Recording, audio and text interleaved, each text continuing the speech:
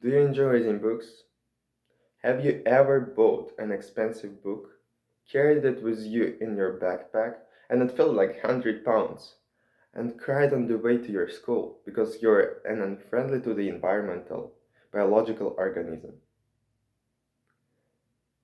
I state that university should ban the paper books. My name is Mahindine Fenhon, and I'm giving a persuasive speech about why universities should ban paper books. I'm going to preview my main points. My first point, the price. My second point, it's not convenient. My third point, the environmental issues. Following that, I would like to get to my first point.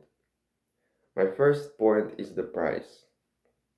The famous author, Tom Maitner, from tommaitner.com, says, "It is actually one of the reasons I don't buy paper books much anymore. I'm a Kindle reader and I can get a Kindle version of books for relatively cheap.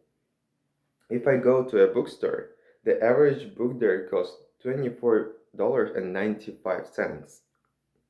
And if you compare it to the e-version of the same books, you're gonna get the shocking results. According to daviddarica.com, the paper book costs $28, the average one, and the same book is gonna cost $13 in the e-version, which means it's more than a half price less than you would pay for the paper version of this book. Which leads me to my second point, not convenient.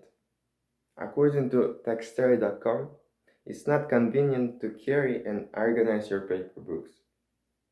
And I think everyone can relate to that when you carry your books in your backpack or in your bag. And it can be a burden to carry it with you around. Well, even if you are staying at home and you want to find your favorite book, it is hard to find it until you organize it. So you file it in your bookshelf, and this is the only way you can find it, but it takes a lot of time and it takes a lot of effort.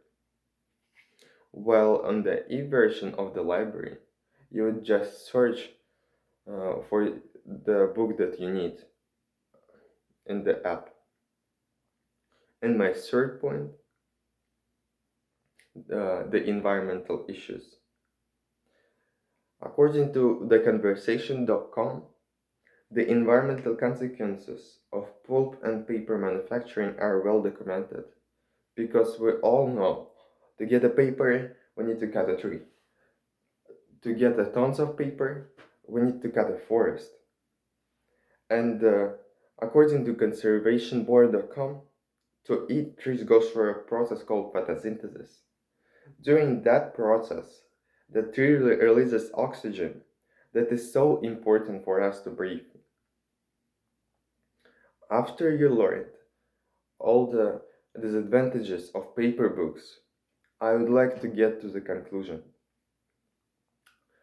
Uh, I have told you about the price disadvantage that is not convenient and environmental issues. I hope you listen to my speech carefully, and next time when you would want to buy a paper book, you would think twice, and maybe you would want to get a e-version of the same book.